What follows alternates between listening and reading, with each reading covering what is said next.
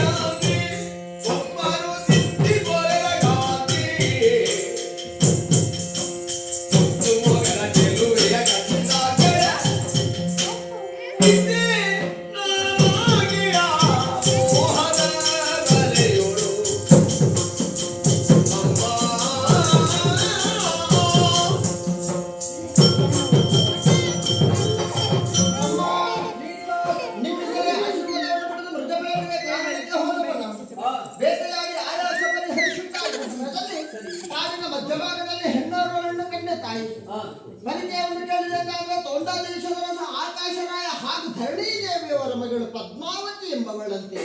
ಆಕೆಯ ಸೌಂದರ್ಯಕ್ಕೆ ಮನಸೋದಂತಹ ನಾನು ಜೀವನದಲ್ಲಿ ಮದುವೆ ಆಗುವುದಿದ್ರೆ ಆಕೆಯನ್ನೆಂಬ ತೀರ್ಮಾನ ಮಾಡಿದ್ದೇನೆ.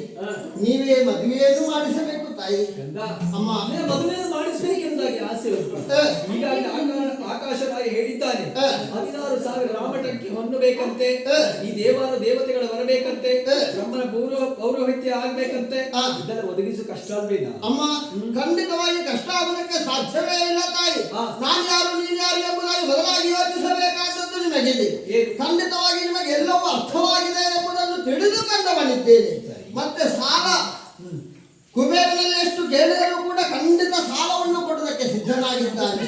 ಸಾಲವನ್ನು ಪಡೆದಾದ್ರೂ ಮದುವೆಯನ್ನು ಆಗಬಹುದು. ಹಾಗಾಗಿ ಹೆಣ್ಣು ಕೇಳುವುದಕ್ಕೆ ನೀವೇ ಮುಂದಾಗಬೇಕಮ್ಮ. ಆದ್ರೆ ಸಾಲ ಕೇಳಬಹುದು, ಸಾಲ ತೀರಿಸುವುದು ಹೇಗೋ ಅಮ್ಮ? ಮುಂದಕ್ಕೆ ಪದ್ಮಾವತಿಯನ್ನು ಮದುವೆಯಾಗಿ ವೆಂಕಟರಮಣನಾಗಿ ಸಕಲರ ಸಂಕಷ್ಟವನ್ನು ಬಗೆಹರಿಸುವುದಕ್ಕಾಗಿ ತಿರುಪತಿ ಬೆಟ್ಟದ ಮೇಲೆ ತಿರುಪತಿ ತಿಮ್ಮಪ್ಪನಾಗಿ ನೆಲೆಗೊಳ್ಳುವ ಕಾಲಕ್ಕೆ ಭಕ್ತರೆಲ್ಲರೂ ಕೂಡ ಮನೆಯಲ್ಲಿ ಮುಡಿಪಾಗಿರಿಸಿದ ಹಣವನ್ನು ನನ್ನ ಪಾದಕ್ಕೆ ಸಮರ್ಪಿಸುತ್ತಾರೆ.